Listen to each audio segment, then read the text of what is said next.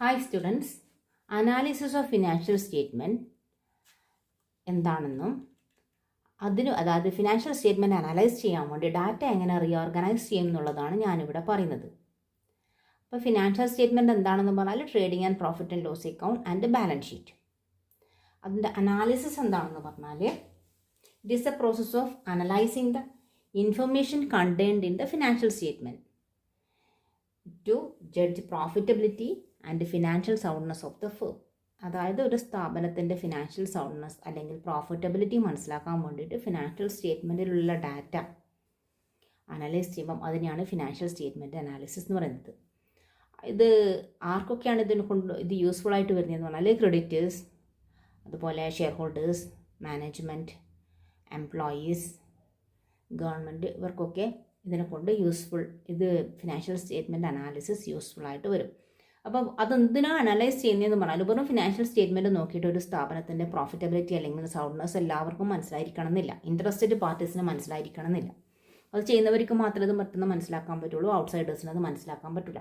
അപ്പം data തരംതിരിച്ചത് analyse ചെയ്യേണ്ടതായിട്ട് വരും. അപ്പോൾ ഫിനാൻഷ്യൽ സ്റ്റേറ്റ്മെൻറ്റ് അനാലിസിസ് പല തരത്തിൽ വരുന്നുണ്ട്. അതായത് നമ്മൾ പല ടൈപ്പിൽ അത് ചെയ്യുന്നുണ്ട്. എക്സ്റ്റേണൽ, ഇൻറ്റേർണൽ, അതുപോലെ ഈ horizontal, vertical, short term, long term, അങ്ങനെ പലതരത്തിൽ അനലൈസ് ചെയ്യുന്നുണ്ട്. അത് ഏതാണോ യൂസ്ഫുൾ അതനുസരിച്ചിട്ട് ചെയ്യുന്നത്. അപ്പോൾ ഇത് ചെയ്യുന്നതിൽ, അതായത് ഫിനാൻഷ്യൽ സ്റ്റേറ്റ്മെൻറ്റ് അനലൈസ് ചെയ്യുന്ന സമയത്ത് നമ്മൾ അതിന് പല ടൂൾസും ഉപയോഗിക്കുന്നുണ്ട്.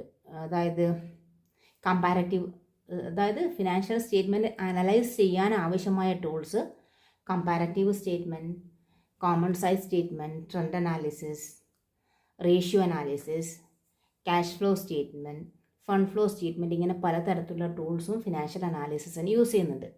അപ്പോൾ ഇത് ഹൊറിസോണ്ടൽ അനാലിസിസ് ആയിട്ടാണ് വരുന്നതെങ്കിൽ, അതായത് 2-3 വർഷത്തൊക്കെ കമ്പയർ ചെയ്യുമ്പം, അതായത് comparative statement, common size statement അങ്ങനെയൊക്കെ വരുമ്പം നമുക്ക് ഫിനാൻഷ്യൽ സ്റ്റേറ്റ്മെൻറ്റ് മാത്രം നോക്കിയിട്ട് ഡയറക്റ്റ് അത് ചെയ്യാൻ പറ്റില്ല. അത് ചെയ്യാൻ ബുദ്ധിമുട്ടായിരിക്കും. അങ്ങനെ വരുമ്പോൾ അത് ആ ഡാറ്റ റീഓർഗനൈസ് ചെയ്യണം. അപ്പോൾ റീഓർഗനൈസ് ചെയ്ത് അത് ഈ ഒരു ഫോമിലാക്കി മാറ്റിയാൽ മാത്രമേ നമുക്ക് കമ്പാരിസൺ എളുപ്പത്തിലായിട്ട് മാറുള്ളൂ. അപ്പോൾ നമ്മൾ trading and profit and loss account എങ്ങനെ റീഓർഗനൈസ് ചെയ്യുന്നുള്ളത് മാത്രമേ ഇവിടെ പറയുന്നുള്ളൂ. ബാലൻസ് ഷീറ്റിൻ്റെതല്ല പറയുന്നത്.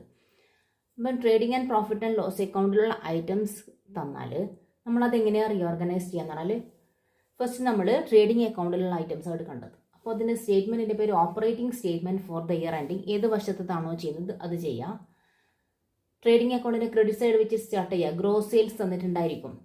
Gross sales less sales returns, returns ഉണ്ടെങ്കിൽ മാത്രമേ സെയിൽസ് റിട്ടേൺസ് ചെയ്യണ്ടൂ, അല്ലെങ്കിൽ വേണ്ട.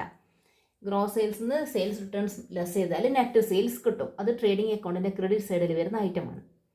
അതിൽ നിന്ന് ഡെബിറ്റ് സൈഡിലുള്ള ഐറ്റം ഡിഡക്റ്റ് ചെയ്യണം. ഡെബിറ്റ് സൈഡിലുള്ളത് ഏതാ വരിക? Less cost of goods sold എന്നാണ് പറഞ്ഞത്.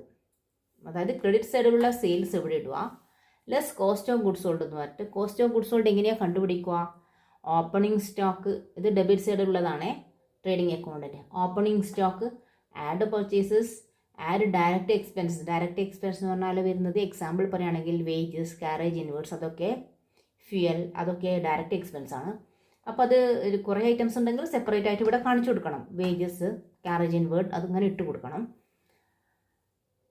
അതിനുശേഷം, അതായത് ഓപ്പണിംഗ് സ്റ്റോക്കിൽ നിന്ന് പർച്ചേസും ഡയറക്റ്റ് എക്സ്പെൻസും ആഡ് ചെയ്തതിന് ശേഷം ക്ലോസിംഗ് സ്റ്റോക്ക് ട്രേഡിംഗ് അക്കൗണ്ടിൻ്റെ ക്രെഡിറ്റ് സൈഡിലായിരിക്കും ഉണ്ടായിരിക്കുക. ആ ക്ലോസിംഗ് സ്റ്റോക്ക് ലെസ് ചെയ്ത് കഴിഞ്ഞാൽ കോസ്റ്റ് ഓഫ് ഗുഡ്സ് സോൾഡ് കിട്ടും.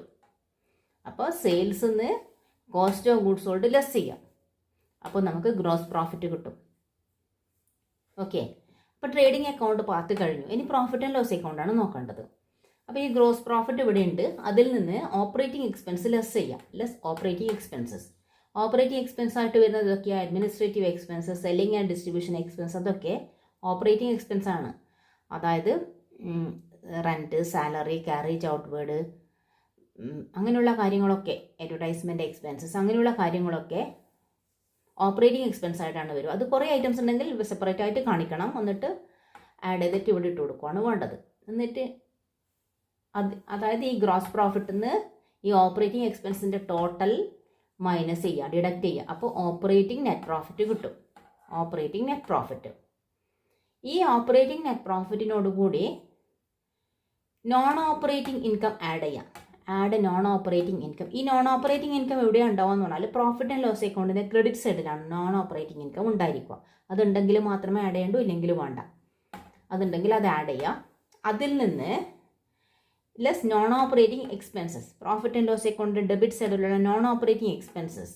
നോൺ ഓപ്പറേറ്റിംഗ് എക്സ്പെൻസ് ആയിട്ട് വരുന്നത് ഡിപ്രിസിയേഷൻ, അങ്ങനെയുള്ള കാര്യങ്ങളൊക്കെയാണ് നോൺ ഓപ്പറേറ്റിംഗ് എക്സ്പെൻസ് വരുന്നത്. അത് ഡിഡക്റ്റ് ചെയ്യാം, ലെസ് ചെയ്യാം. അപ്പോൾ കിട്ടുന്ന answer net profit before tax ആണ്. ഈ പ്രോഫിറ്റ് ബിഫോർ ടാക്സ് എന്ന് ലെസ് പ്രൊവിഷൻ ഫോർ ടാക്സേഷൻ, അത് ലെസ് ചെയ്ത് കഴിഞ്ഞാൽ നെറ്റ് പ്രോഫിറ്റ് ആഫ്റ്റർ ടാക്സേഷൻ കിട്ടും. ഇപ്പോൾ ചിലപ്പോൾ ക്വസ്റ്റ്യനിൽ പ്രൊവിഷൻ ഫോർ ടാക്സേഷൻ എത്ര ക്രിയേറ്റ് ചെയ്യണമെന്ന് പറഞ്ഞിട്ടുണ്ടായിരിക്കും. സാധാരണ ഈ നെറ്റ് പ്രോഫിറ്റിൻ്റെ മേലെയാണ് പ്രൊവിഷൻ ഫോർ ടാക്സേഷൻ ക്രിയേറ്റ് ചെയ്യുക. ക്വസ്റ്റ്യനിൽ അങ്ങനെ പേഴ്സൻറ്റേജ് പറഞ്ഞതാണെങ്കിൽ create 50% as provision for taxation എന്ന് പറഞ്ഞിട്ടുണ്ടെങ്കിൽ ഈ നെറ്റ് പ്രോഫിറ്റിൻ്റെ 50% ആണ് പ്രൊവിഷൻ ഫോർ ടാക്സേഷൻ ആയിട്ട് കാണിക്കേണ്ടത്. ഇപ്പോൾ കിട്ടുന്ന answer net profit after taxation ആയിരിക്കും. അപ്പോൾ ഈ ഫോമാണ്, ഈ ഫോമിൽ ഡാറ്റ റീഅറേഞ്ച് ചെയ്തിട്ടാണ് നമ്മൾ കമ്പാരറ്റീവ് സ്റ്റേറ്റ്മെൻറ്റും കോമൺ സൈസ് സ്റ്റേറ്റ്മെൻറ്റും ഒക്കെ ചെയ്യുന്നത്. ട്രെൻഡ് അനാലിസിസിന് പ്രശ്നം വരുന്നില്ല. അതുപോലെ ratio analysis, cash flow statement, അതിനൊന്നും ഇങ്ങനെ ചെയ്യേണ്ട ആവശ്യം വരുന്നില്ല.